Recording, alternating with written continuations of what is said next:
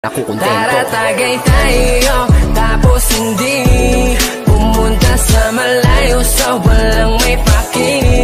Malalagpasan mo rin ang lahat ng problema. Basta kalma ka lang, tumagay ka, tapos hindi pa. Tara tagay tayo, tapos hindi pumunta sa malayo, sa walang may paki. Malalagpasan mo rin ang lahat ng problema.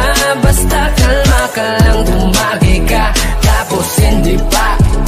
Masarap na buhay ng tahimik at payapa, lalo na kapag malaya ang iyong kaisipan. Walang iniisip na problema, para bata palagi lang masaya, ano man ang problema na dumaan. Ang ibig ko sabihin ay walang permanente, ang kada lilipas magbago ay pwede. Dahil ang bawat mga pangyayari o mangyayari walang makakasabi. Kaya enjoyin mo lang ang buhay, sige pa ikutin na parang tagay. Teka lang, mukhang lasing na nga.